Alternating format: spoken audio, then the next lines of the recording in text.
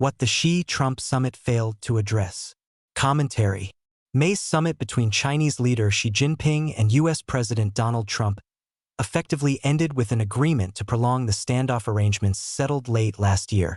Each got promises from the other that they could bring home, but essentially, they left with last year's arrangements intact. Both men seemed intent on avoiding difficult matters that need attention, most noticeably matters of cybersecurity, artificial intelligence, export controls, and privacy.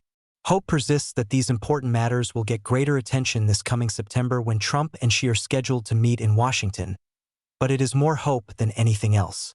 Trump, on his way home, told the press on Air Force One that these subjects had come up, but the lack of any announcement suggests that he and Xi said little of substance and certainly reached no agreements. U.S. Trade Representative Jamieson Greer was more pointed.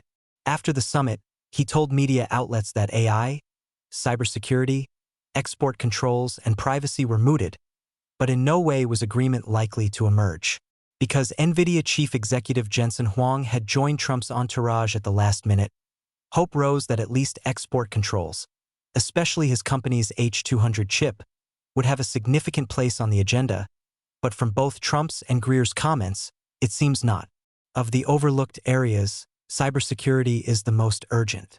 Cyber attacks between the United States and China have long been a source of sometimes extreme tension.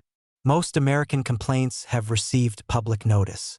Last December, for instance, Washington stopped just short of sanctioning China over what has been called the Salt Typhoon intrusions. These seem to have exposed almost every American's phone data to Beijing-linked actors.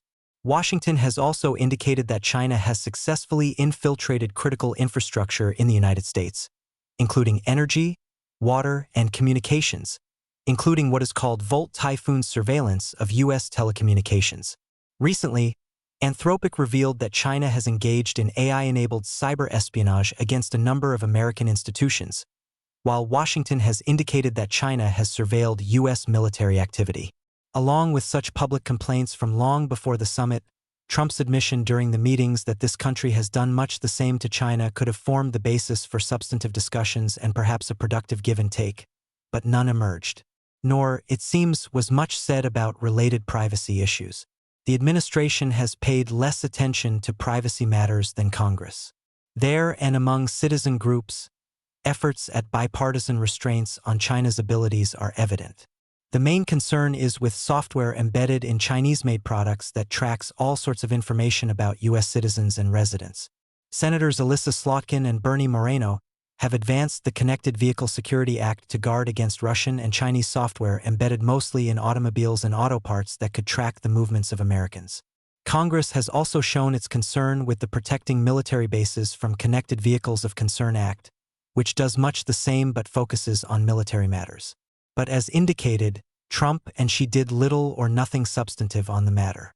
Those disappointed on all these fronts, whether export controls, privacy, cybersecurity, or AI safety, now pin their hopes on September's Trump-Xi summit in Washington.